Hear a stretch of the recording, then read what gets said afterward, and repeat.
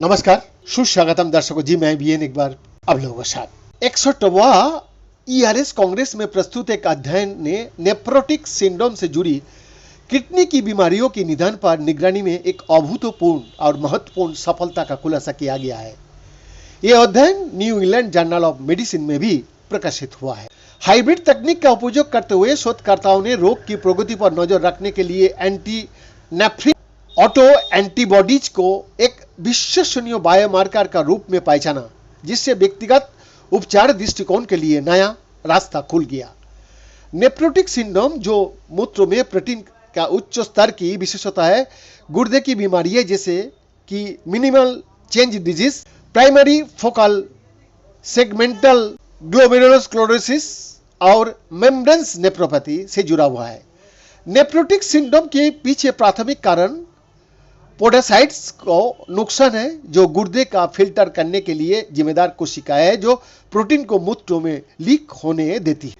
MCD या एफएसजीएस से पीड़ित बच्चों को अक्सर इडियोपैथिक नेफ्रोटिक सिंड्रोम का निदान मिलता है, जहां नेफ्रोटिक सिंड्रोम का कारण अज्ञात हो जाता है।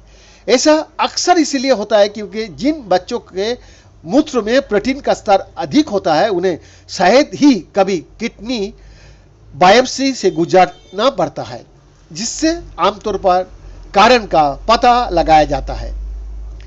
परंपरागत रूप से इन स्थितियों का निदान करने में चुनौतियों का सामना करना पड़ा है, क्योंकि हिस्टोलॉजिकल विशेषताओं में ओवरलैपिंग और आक्रामक किडनी बायोप्सी करने में हिचकिचाहट होती है, खासकर बच्चों में।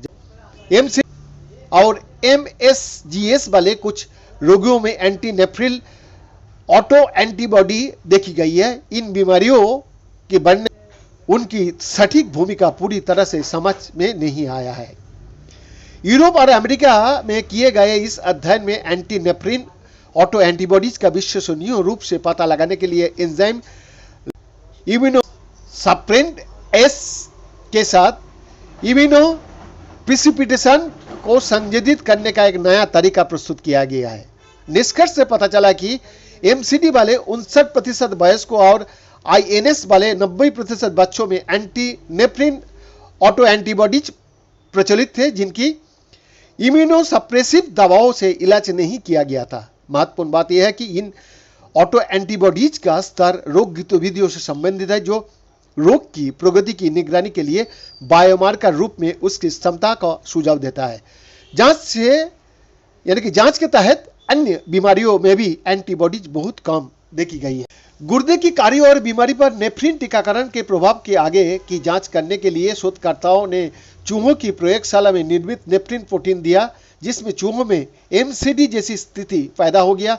टीकाकरण के कारण नेफ्रिन का फॉस्फोराइलेशन हुआ और कोशिका संरचना में उल्लेखनीय परिवर्तन हुए, जो पोडासाइट खराबी और नेफ्रोटिक सिंड्रोम में नेफ्रिन को लक्षित करने वाली एंटीबॉडी की भागीदारी को दर्शाता है। उल्लेखनीय रूप से एकाधिक टीकाकरण की आवश्यकता वाले अन्य मॉडलों को विपरीत इस मॉडल में एकल टीकाकरण से यहां तक कि कम एंटीबॉडी सांद्रता पर भी रोग का तेजी से प्रकटीकरण किया गया है। बीएन का एक्सक्लूसिव रिपोर्ट।